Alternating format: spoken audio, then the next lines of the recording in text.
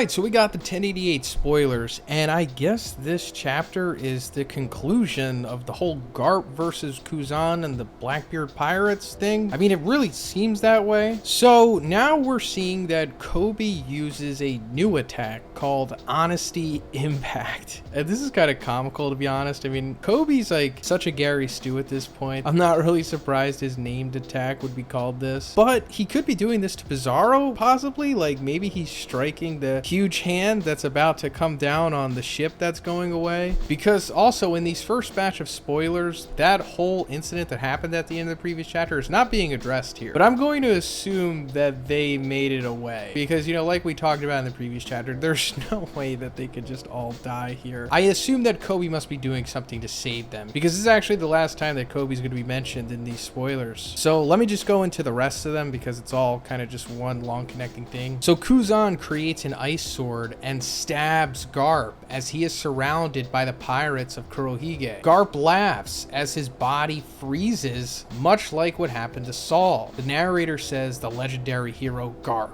disappeared on Hachinosu, the pirate island. His fate is unknown. So this is pretty interesting, and I guess this answers one of the main questions that we had last week. It's like, is Garp going to die, and is Kuzan going to be the one that does it? Because he kind of has to like prove himself to the Blackbeard Pirates here, and it's like, how far is he going to go? Is he actually going to kill his mentor? And I think both of the answers here are no. Garp hasn't died, and Kuzan hasn't killed him. So I'm sure a lot of you have reached the same conclusion as I have, but first let's go into him stabbing him here with his ice sword. I wouldn't be surprised if he's like stabbing him in the hole that was already made by Shiryu, like the attack that he got in on Garp in the previous chapter when he was protecting Kobe. Like maybe he just put it in there to like freeze it off or whatever, or maybe he's just stabbing him in another spot that's like not his vital organs or whatever. I think the thing that absolutely seals the deal here is him being frozen, and as the leaker says, much like what happened to Saul. I don't think that's supposed to be a coincidence.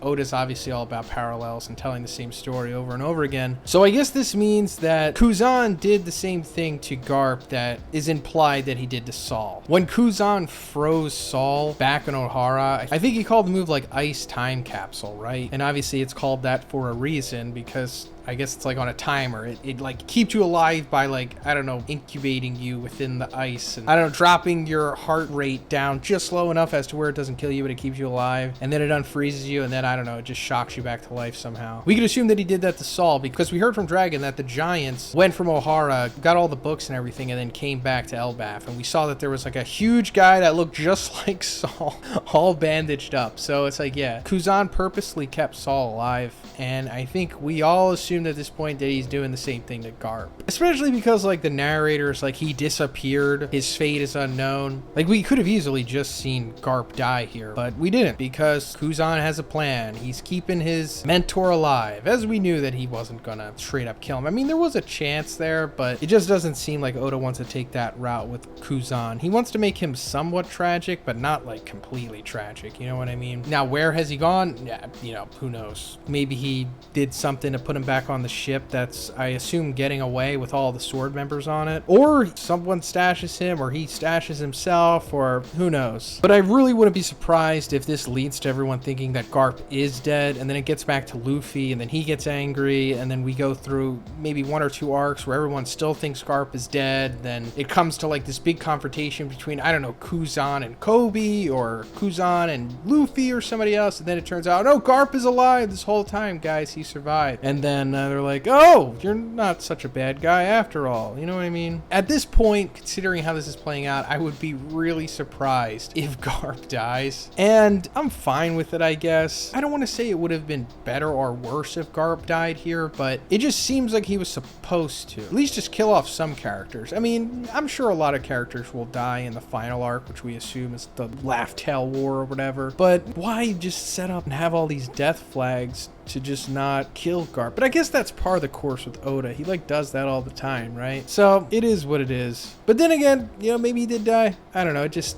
really seems unlikely. Also, like I said before, there has to be some way that the other members of SWORD are getting off of Hachinosu here, like Kobe, Gruz, and Helmeppo, because in the previous chapter, they were still on the island. And since it's not being addressed here, I assume that they do make it away. Since the title of this chapter is Final Lesson, or whatever the translation is going to be, maybe it could just be Garp's final lesson to Kobe or whatever. And he does something to get them on the ship. Maybe he like throws them like a football onto the ship or something. Or, you know, whatever Kobe was doing with his honesty impact eventually leads them to getting to the ship. Or, I don't know, maybe his arm breaks and then they run on the arm or something, and then that's how they get onto the ship. Either way, they're getting out of here, I'm pretty sure. Because they also have to go on to tell everybody what had happened, and then that just further builds up Kuzan as the false villain, I guess, that he is going to become, or already is at this point. I assume that this is going to prove him to the Blackbeard Pirates more so than he was before, so he'll probably be around in the final battle that they take place in, whether it's against the Straw Hats or against the Red Hair Pirates or whatever. But I could also see this just leading to Kuzan versus Kobe. Maybe that's supposed to be a big fated battle here, but of course Kobe has no chance against him, so I don't know, we'll see what happens. On the last page of the chapter, we see that the Navy has arrived on Egghead Island. All right, now we're getting into some super juicy stuff here, because I think this means that we're finally going back to Egghead, because that was like one of the big cliffhangers of Egghead, right? We just saw that there was a fleet of marine ships headed there, and it also said, but I'm paraphrasing, that the conclusion of the events that took place in Egghead like shocked the world or whatever. So some serious stuff is about to go down once we go back to Egghead, and it's possible that there could be like a time skip, not too long of course, maybe a couple hours or whatever, which is like a day in One Piece time, but maybe they just fast forward through Luffy, Zoro, Kaku, and Lucci dealing with the Seraphims, Vegapunk dealing with York, and whatever Kizaru and Saturn were doing, and we just get to the meaty part of what was going on. Or we'll just get short flashbacks and recaps in between, but we also have to keep in mind that another Blackbeard ship is on the way to Egghead, and I wondered, like, is that Blackbeard himself? Like, is he coming there after he defeated Law? Or is it like the other Blackbeard pirates who aren't accounted for? Because, you know, obviously there's some that aren't on Hachinosu right now dealing with Garp.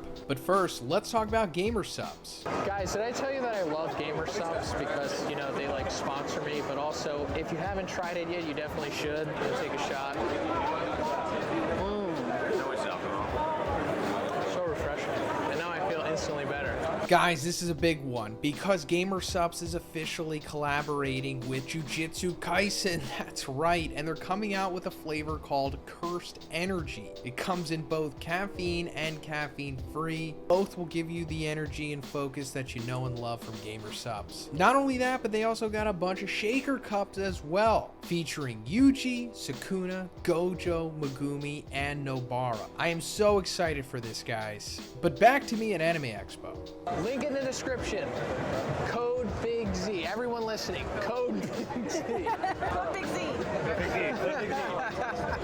Thanks. But yeah, that's pretty much it for this one, guys. Let me know what you think about these first round of spoilers in the comments. And if you liked the video, please give it a like and please subscribe if you haven't already. Have a great day, and I'll see you in the next one.